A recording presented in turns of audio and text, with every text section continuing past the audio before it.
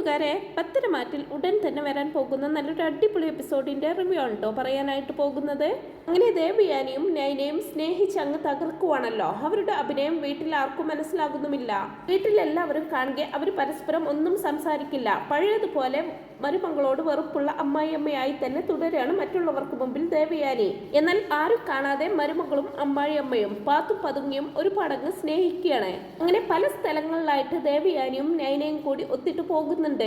അങ്ങനെ ഇരിക്കെ എന്നും ഇവളിത് എവിടേക്കാ പോകുന്നത്? ഓഫീസിലേക്കൊന്നും ഇപ്പൊ പഴയതുപോലെ വരുന്നില്ലല്ലോ എന്നൊക്കെ ഇങ്ങനെ ചിന്തിക്കുകയാണ് ആദർശ്. എന്നും ഓരോരോ ഒഴിവ് കഴിവുകൾ പറഞ്ഞ് തനിക്കൊപ്പം ഓഫീസിലേക്ക് വരാതിരിക്കാനാണ് നയന പരമാവധി ശ്രമിക്കുന്നത്. ആണെങ്കിൽ എന്നും ഓരോരോ സ്ഥലത്തേക്ക് പോകാനുണ്ട് താനും. എവിടേക്കായിരിക്കും അവൾ പോകുന്നതെന്നൊക്കെ ആദർശിന്റെ മനസ്സിലിങ്ങനെ സംശയം വരികയാണ്. എന്തായാലും അമ്മയെ ഒന്ന് വിളിച്ചു നോക്കാം, അവൾ വീട്ടിലുണ്ടോ ഇല്ലയോ എന്നറിയാമല്ലോ എന്നൊക്കെ ഇങ്ങനെ ചിന്തിച്ച് ആദർശ് ദേവയാനിയെ വിളിച്ചു നോക്കുന്ന സമയത്ത് ദേവയാനി ഫോൺ എടുക്കുന്നില്ല കേട്ടോ. അമ്മയും ഫോൺ എടുക്കുന്നില്ലല്ലോ. എന്തായിരിക്കും ഇവർക്ക് രണ്ടുപേർക്കും പറ്റിയത്? എന്തായാലും അവൾ എവിടേക്കാ പോകുന്നതെന്ന് കണ്ടുപിടിച്ചിരിക്കണം. അല്ല എന്തെങ്കിലും കാര്യത്തിനായിരിക്കും നയന പോകുന്നത്. അവളുടെ ഭാഗത്ത് നിന്ന് ഒരിക്കലും ഒരു തെറ്റ് വരില്ലെന്ന് എനിക്ക് ഉറപ്പുണ്ട്. എന്നാലും അത് എന്താണെന്ന് കണ്ടുപിടിച്ചേ പറ്റൂ എന്നൊക്കെ ഇങ്ങനെ ചിന്തിക്കുകയാണ് കേട്ടോ ആദർശ്. അങ്ങനെ പിറ്റേ ദിവസം ദേവയാനി മോളെ മോളെ എന്ന് മെല്ലെ വിളിക്കുന്നുണ്ട് കേട്ടോ നയനെ. ശബ്ദം കേട്ട് നയന് തിരിഞ്ഞു നോക്കുന്ന സമയത്ത് അവിടെ ഒരു മറവിൽ നിന്ന് ദേവയാനി ആയിരിക്കും അവളെ വിളിക്കുന്നത്. എന്താ അമ്മയെന്ന് ചോദിക്കുമ്പോൾ അത് പിന്നെ മോളെ, നാളെ നീ ഓഫീസിൽ പോകേണ്ട, നമുക്ക് ഒരിടം വരെ പോകണം. ഇവിടേക്ക് അമ്മേ ഇപ്പോൾ തന്നെ ഓഫീസിലേക്ക് പോകാഞ്ഞിട്ട് ആദർശേട്ടന് എന്തൊക്കെയോ സംശയമുണ്ടെന്ന് തോന്നുന്നു. അവൻ എങ്ങനെ സംശയിക്കൊന്നുമില്ല മോളെ, അവനോട് നീ എന്തെങ്കിലും പറഞ്ഞാൽ മതി. നാളെ ഒരു പ്രധാനപ്പെട്ട ദിവസമാണ്, നമുക്ക് അമ്പലത്തിൽ പോകണം, മോൾ എന്റെ കൂടെ വരണം. എന്താ പറ്റില്ലേ എന്നൊക്കെ ചോദിക്കുമ്പോൾ അമ്മ വിളിച്ചാൽ ഞാൻ വരാതിരിക്കുവോ? തീർച്ചയായും വന്നിരിക്കും അമ്മ എന്ന് പറയുന്നുണ്ട് നയന. അങ്ങനെ പിറ്റേ ദിവസം ഓഫീസിലേക്ക് പോവാൻ റെഡിയാവുന്ന ആദർശിനോട് നയന പറയുന്നുണ്ട്, ആദർശേട്ടാ ഞാൻ ഇന്ന് ഓഫീസിലേക്ക് വരുന്നില്ല, എനിക്കെന്തോ തീരെ സുഖമില്ല. ഓഫീസിലേക്ക് വരുന്നില്ലെന്നോ? എന്തു പറ്റി? എന്താ വല്ല തലവേദനയോ മറ്റോ ആണോ? അതെ ആദർശേട്ടാ, എനിക്ക് നന്നായിട്ട് തലവേദനിക്കുന്നുണ്ടെന്ന് പറയുമ്പോ അതിന് നിന്നെ കണ്ടാൽ തലവേദനിക്കുന്നതായിട്ടൊന്നും തോന്നുന്നില്ലല്ലോ. അതെന്താ ആദർശേട്ടാ, തലവേദനിക്കുന്നെന്ന് മുഖത്ത് എഴുതി വെച്ചിട്ടാണോ തലവേദന വരുന്നത്? എനിക്ക് നല്ല തലവേദനയുണ്ട്, ഒട്ടും വയ്യ ആദർശേട്ടാ, അതുകൊണ്ടല്ലേ എന്നൊക്കെ പറയുമ്പോ അപ്പൊ നീ ഇന്നും ഓഫീസിലേക്കില്ലല്ലേ? ഇപ്പൊ എത്ര ദിവസമായി നീ ഓഫീസിലേക്ക് വന്നിട്ട്? ഓരോരോ കാരണമുണ്ടാകും നിനക്ക് ഓഫീസിലേക്ക് വരാതിരിക്കാൻ. നിനക്കെന്താ ഇപ്പൊ അവിടുത്തെ ജോലി മടുത്തോ? അതോ എന്റെ കൂടെ അവിടെ വന്നിരിക്കുന്നതിൽ മടിയായിട്ടോ? അതുകൊണ്ടൊന്നുമല്ല ആദർശേട്ടാ. ആദർശേട്ടൻ എന്താ ഇങ്ങനെയൊക്കെ പറയുന്നത്? സത്യമായിട്ടും എനിക്ക് തലവേദനിച്ചിട്ട് തന്നെയാണെന്നൊക്കെ നയന പറയുമ്പോ അവിടേക്ക് ദേവയാനി വരുന്നുണ്ട്.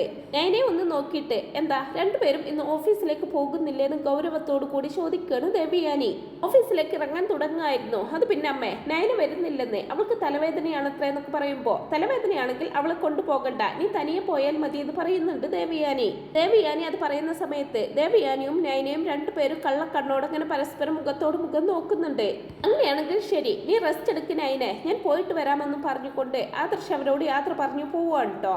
എന്നാൽ ഓഫീസിലേക്കുള്ള വഴിയെ ആദർശ് ഇങ്ങനെ ചിന്തിക്കുന്നത് അവൾക്ക് ഇതെന്ത് പറ്റി? നയന എന്നോട് കള്ളം പറഞ്ഞത് തന്നെയാണ്, അവൾക്ക് ഇന്ന് തലവേദനയൊന്നുമില്ല, അവൾ എന്നിൽ നിന്ന് എന്തോ ഒന്ന് മറച്ചു വെക്കുന്നുണ്ട്, എന്തായിരിക്കും അത് എന്നൊക്കെ ഇങ്ങനെ ചിന്തിക്കുകയാണ് ആദർശ്.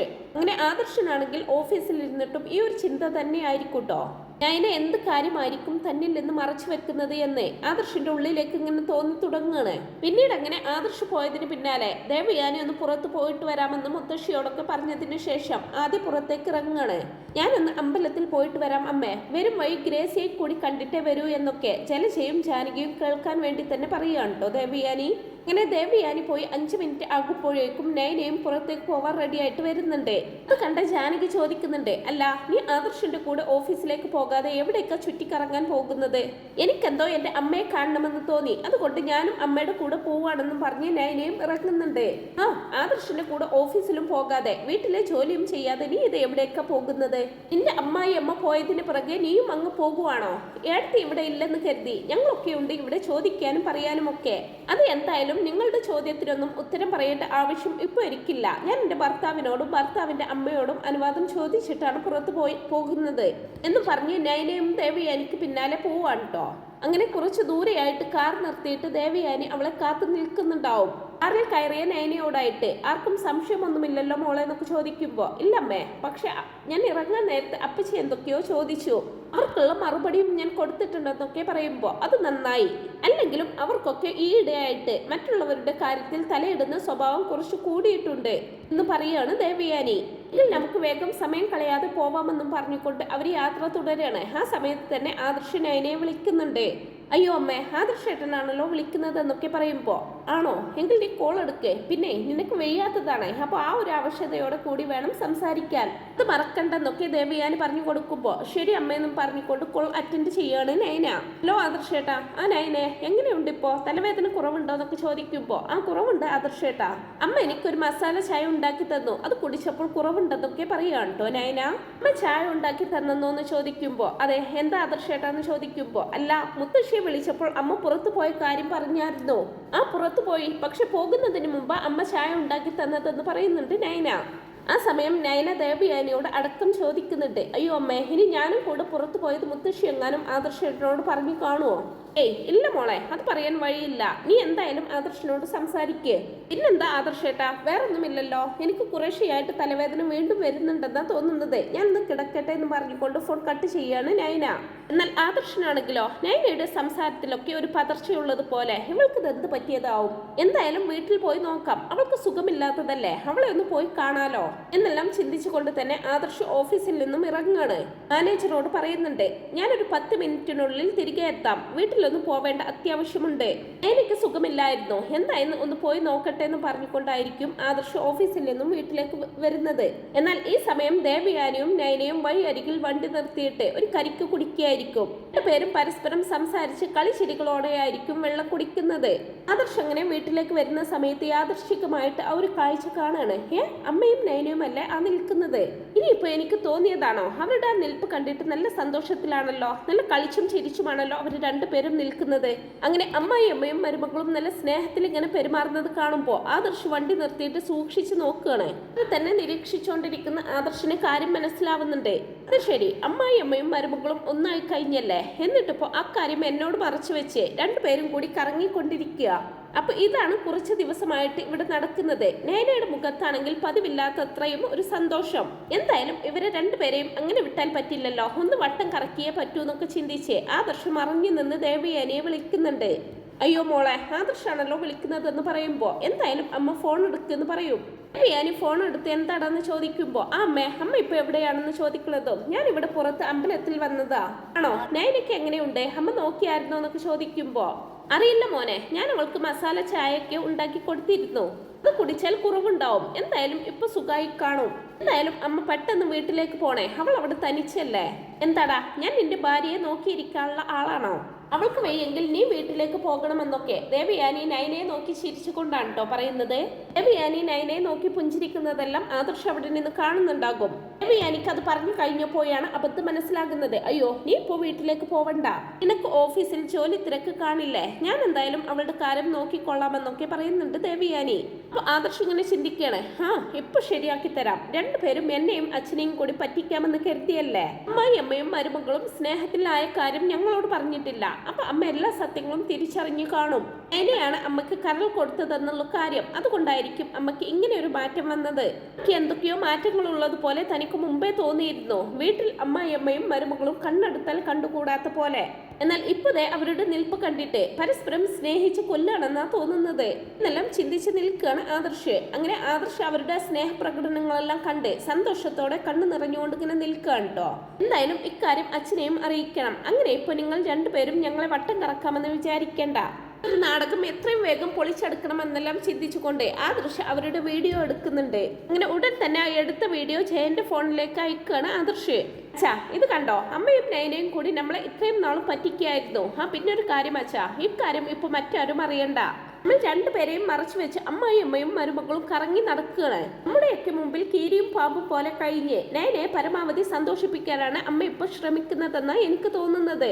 മോനെ, എനിക്കിത് വിശ്വസിക്കാൻ കഴിയുന്നില്ല, പക്ഷെ വിശ്വസിക്കാതിരിക്കാനും പറ്റില്ലല്ലോ.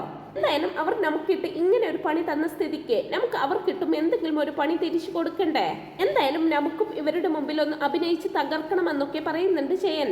ആദർശാണെങ്കിൽ അവർ പോകുന്നതൊക്കെ നോക്കി അവരുടെ പിന്നാലെ ഫോളോ ചെയ്ത് പോകുന്നുണ്ട് കേട്ടോ. അങ്ങനെ അമ്പലത്തിൽ പോയി അവിടെ നിന്ന് പൂജ കഴിഞ്ഞ് പുറത്തു വരുമ്പോഴൊക്കെ ആദർശ് അവരുടെ പിന്നാലെ തന്നെ ഉണ്ടാവും. ഇനി നമുക്കൊരു സിനിമക്ക് പോയാലോ മോളെ എന്നൊക്കെ ചോദിക്കുമ്പോൾ, അയ്യോ അമ്മേ, ആദർശ് എങ്ങാനും വീട്ടിൽ വന്നാൽ ആകെ പ്രശ്നമാവില്ലേ, ഇപ്പൊ തന്നെ എനിക്ക് എന്തോ ഒരു സമാധാനക്കുറവെന്നൊക്കെ പറയുമ്പോൾ, നിനക്കെന്തിനാ സമാധാനക്കുറവ്?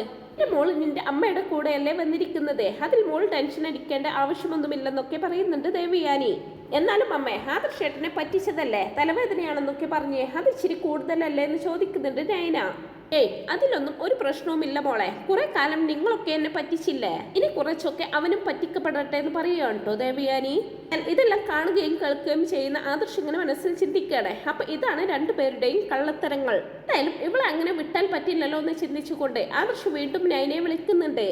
എന്തായി, നിന്റെ തലവേദന കുറഞ്ഞോ, ഓഫീസിലേക്ക് വരാൻ പറ്റുമോ, ഞാൻ വണ്ടി അയക്കട്ടെ എന്നൊക്കെ ചോദിക്കും. അയ്യോ ആദർശേട്ടാ, തലവേദന ഒട്ടും കുറഞ്ഞില്ല, നല്ല തലവേദന ഉണ്ടെന്നൊക്കെ പറയുമ്പോ, അയ്യോ അങ്ങനെയാണോ, എങ്കിൽ അത് വെച്ചോണ്ടിരിക്കണ്ട, നീ പെട്ടെന്ന് ഹോസ്പിറ്റലിലേക്ക് വാ, ഞാനും അവിടേക്ക് എത്തിക്കോളാം എന്നെല്ലാം ആദർശ് പറയുമ്പോ, അയ്യോ ആദർശേട്ടാ അതൊന്നും വേണ്ടെന്നേ, ഇത് റെസ്റ്റ് എടുത്താൽ മാറിക്കോളും, ആദർശേട്ടൻ വെറുതെ ബുദ്ധിമുട്ടണ്ട, ഇനി മാറിയില്ലെങ്കിൽ അമ്മ വന്നിട്ട് ഞാൻ അമ്മയുടെ കൂടെ ഹോസ്പിറ്റലിൽ പോയിക്കോളാമെന്ന് പറയുകയാണ് നയന.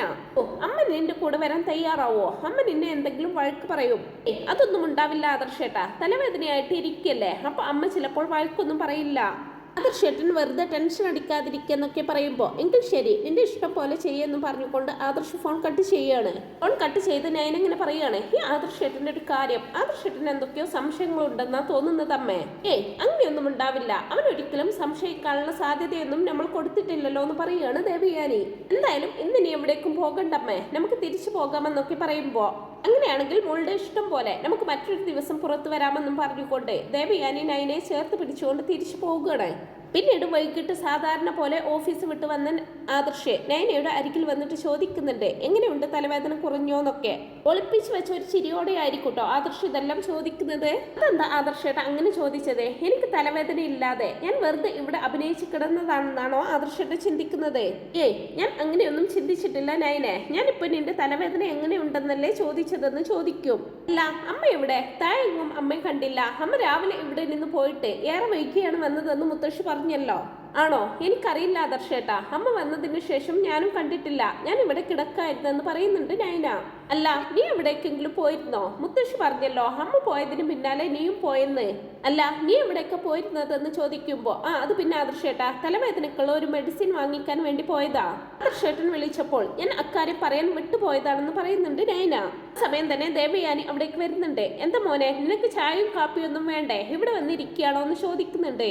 ആ അമ്മേ, ഞാൻ കഴിച്ചോളാം, ഞാൻ നയനയ്ക്ക് എങ്ങനെയുണ്ടെന്ന് ഒന്ന് നോക്കാൻ വന്നതാണെന്ന് പറഞ്ഞുകൊണ്ട് ആദർശ് താഴേക്കിറങ്ങി പോകുന്നുണ്ട് കേട്ടോ. ആ സമയമാണ് നയനയും ദേവയാനിയും കൂടി പരസ്പരം നോക്കി പുഞ്ചിരിക്കുകയാണ് കേട്ടോ.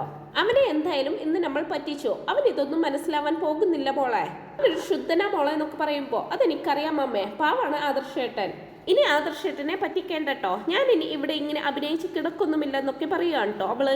ശരി മോളെ, മോൾക്കത് സങ്കടമാണെങ്കിൽ വേണ്ട, മോൾ ഇനി എന്നും അവന്റെ കൂടെ ഓഫീസിലേക്ക് പോയിക്കോ, എങ്കിലും ഇതുപോലെ എപ്പോഴെങ്കിലും ഒത്തു കിട്ടുന്ന സമയത്ത് നമുക്ക് ഇങ്ങനെ പുറത്തു പോകാം, ഒരുമിച്ചിരിക്കാം എന്നൊക്കെ ദേവയാനി ഇങ്ങനെ പറഞ്ഞു കൊടുക്കുകയാണ് കേട്ടോ.